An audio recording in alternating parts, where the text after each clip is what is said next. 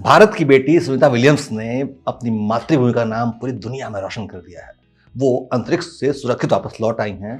सुनीता और Butch Wilmore अन्य 2 अंतरिक्ष यात्रियों के साथ स्पेस एक्स के ड्रैगन कैप्सूल के जरिए पृथ्वी पर लौट आए हैं।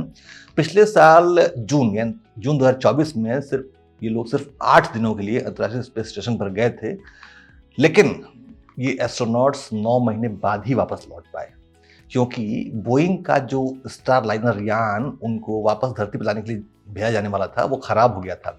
इसीलिए सुनीता और उनके साथियों को अंतरिक्ष में इतना लंबा इंतजार करना पड़ा। उन्हें आखिरकार एलन मस्क की कंपनी स्पेस एक्स का ड्रैगन कैप्सूल फ्लोरिडा के तट पर सुरक्षित रूप से उतार पाया। अंतरिक्ष यात्रियों को स्पेस स्टेशन से धरती पर पहुंचने में 17 घंटों का लंबा वक्त लगा। भारतीय समय के अनुसार सुबह 3:27 पर 4 अंतरिक्ष यात्रियों को लाने वाला कैप्सूल फ्लोरिडा के तट के पास समंदर में गिरा। समंदर के सतह पर आने के बाद कंट्रोल सेंटर की ओर से अंतरिक्ष यात्रियों का स्वागत करते हुए कहा गया, निक, एलेक, बुच, सुनी यानी सुनीता, स्पेस एक्स की ओर से घर वापस आने का स्वागत है। इसके बाद कमांडर निक हेग ने खुशी जाहिर करते हुए जवाब दिया कि कैप्सूल में सभी के चेहरों पर मुस्कुराहटें हैं। इंटरनेशनल स्पेस स्टेशन ISS से पृथ्वी पर आने का सफर लगभग 17 घंटे का था। पृथ्वी के वायुमंडल में प्रवेश करते समय ड्रैगन कैप्सूल की रफ्तार 17,000 मील प्रति घंटा थी, जिसे कुछ ही मिनटों के अंतराल में तेजी से धीमा किया गया। इसके पहले मंगलवार को सुनीता विलियम्स और बुच विल्मोर के साथ 2 और अंतरिक्ष यात्री निक हेग और रूसी अंतरिक्ष यात्री लेजेंडर गोर्बुनोव ने बाकी अंतरिक्ष यात्रियों से विदाई ली थी। निक हेग और गोर्बुनोव पिछले साल सितंबर में स्पेस एक्स के ड्रैगन कैप्सूल के जरिए 6 महीने के अंतरिक्ष मिशन पर ISS पर पहुंचे थे। जब कैप्सूल ने धरती के वायुमंडल में प्रवेश किया तो कम्युनिकेशन ब्लैकआउट हो गया था, जो कि करीब 3:20 पर फिर से बहाल हो पाया। वायुमंडल में प्रवेश के बाद अंतरिक्ष यान का प्लाज्मा शील्ड का जो तापमान था वो 1927 डिग्री सेल्सियस तक पहुंच गया था, लेकिन हीट शील्ड ने सवार अंतरिक्ष यात्रियों को इतनी तेज गर्मी से बचाने में मदद की। करीब 3:21 रात बीती है, उसमें 3:21 पर अंतरिक्ष यान ऑटोनोमस यानी स्वचालित हो गया था, यानी अंतरिक्ष यात्री से नियंत्रित नहीं कर पा रहे थे, लेकिन इस दौरान उनके सामने जो टच स्क्रीन लगी हुई थी उस पर वो सारी गतिविधियों को देख पा रहे थे। और तकरीबन 3:24 पर पहले ड्रैगन कैप्सूल के 2 पैराशूट खुले, जिससे इस कैप्सूल की रफ्तार और धीमी हो गई। इस दौरान एक जोर का झटका लगा और कैप्सूल की रफ्तार धीरे धीरे कम होती चली गई। इसके बाद 2 पैराशूट और खुले। जिस समय ये ड्रैगन कैप्सूल समंदर में उतरा, उसके ठीक बाद ही पानी में कैप्सूल के चारों ओर डॉल्फिनों का झुंड चक्कर लगाते हुए तैरता हुआ दिखा। डॉल्फिन्स को इंसानों का सबसे बड़ा दोस्त माना जाता है समुद्र में, और वो डॉल्फिनों ने एक बार फिर से ये बात साबित कर दी है। जैसे अंदर के यात्री नीचे उतरे, डॉल्फिनों का झुंड उनके चारों तरफ चक्कर लगाते हुए उनकी सिक्योरिटी करता हुआ दिखा। इस मौके पर मौजूद रिकवरी टीम फास्ट बोट से कैप्सूल तक पहुंची और पहले सुरक्षा का जायजा लिया और फिर पैराशूट हटाया। इसके बाद स्पेस एक्स का रिकवरी पोत पहुंचा, जो कि लैंडिंग साइट से 2 मील की दूरी पर रुका हुआ था। जिस समय अंतरिक्ष यान की वापसी हो रही थी, आसमान पूरी तरह साफ और नीला था। इसके बाद रस्सियों के सहारे कैप्सूल को सुरक्षा नाव में लादा गया और फिर ड्रैगन का कैप्सूल का साइड हैच खुला और सारी दुनिया ने अंतरिक्ष यात्रियों की पहली झलक हासिल की।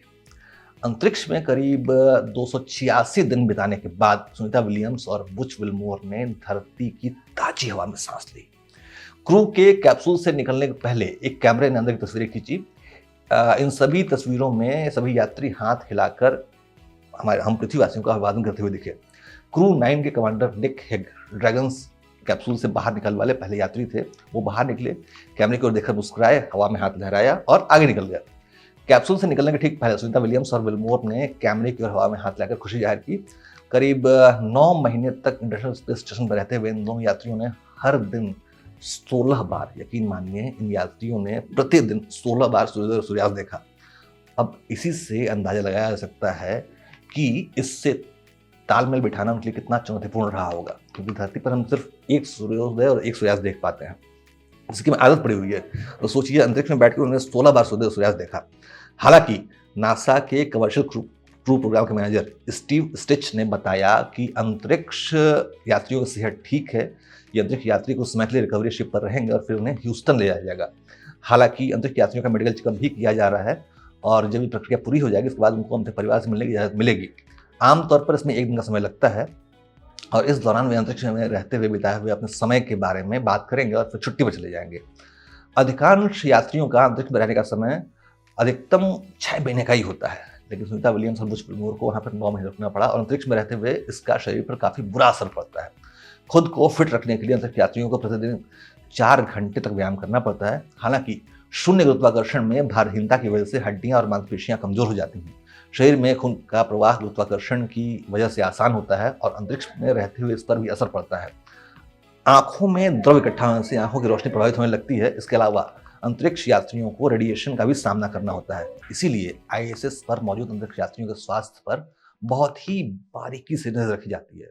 हालांकि अंतरिक्ष में हुए अधिकांश बदलाव धरती पर वापसी के बाद सामान्य हो जाते हैं, लेकिन इसमें थोड़ा समय तो लगता ही है।